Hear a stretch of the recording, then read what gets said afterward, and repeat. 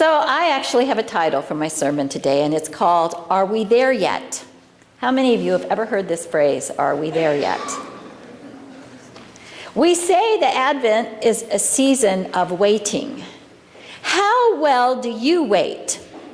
Personally, I don't think I wait for things very well at all. I grew up in a place, Los Angeles, full of cars and freeways and traffic jams.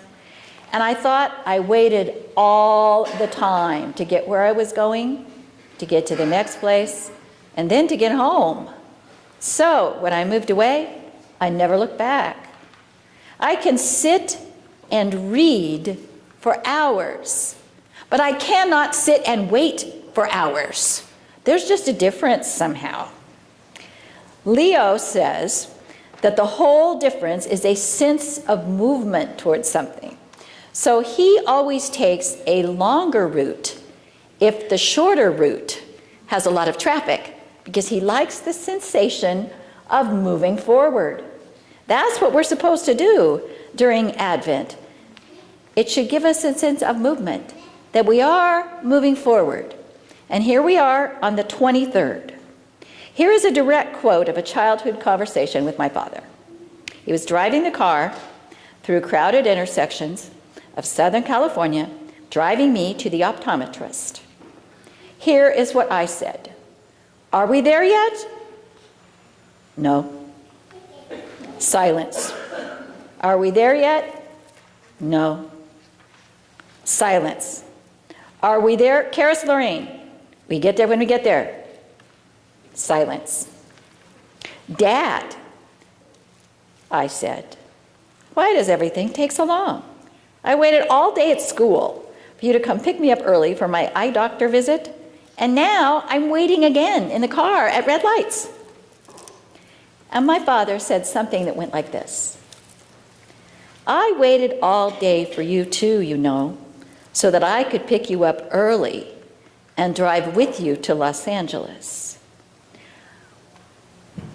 I was looking forward to it. I think that even though we have to wait, we could listen to the Dodgers baseball game on the radio as soon as we get on the freeway. Then we'll visit the eye doctor. Then we'll stop for hamburgers. Just you and me. That put a different spin on all the waiting. You see, we look at the waiting during Advent as something difficult, but it's got its own blessing. As you look forward to the way the Lord really can and does enter our lives. We remember that on Christmas Day. Yes, it seems more real to us, but it's always available any time that we are waiting. I am patient with people, but not with processes like traffic jams, and I never will be. I think it's because time moves only one direction.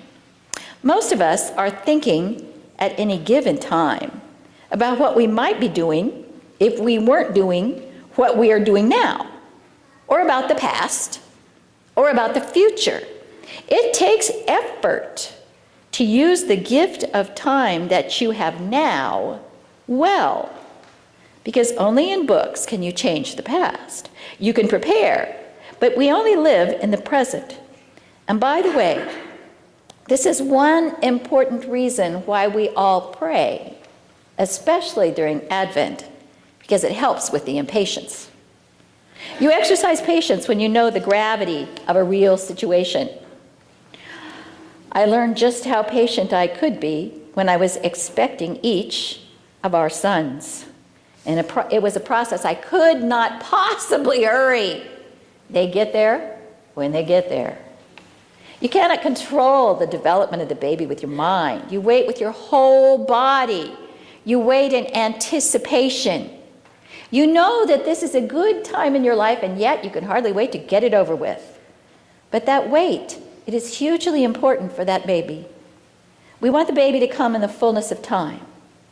And you know, the fullness of time for us, here and now, could be just a day away. And when the baby comes, we know what happens. Your whole soul is turned upside down, or maybe suddenly right side up. So it is with the Lord's coming. We wait for indications that the time is right. Patiently, or in my case, impatiently, we wait for the moment when God will turn the world right side up. Amen.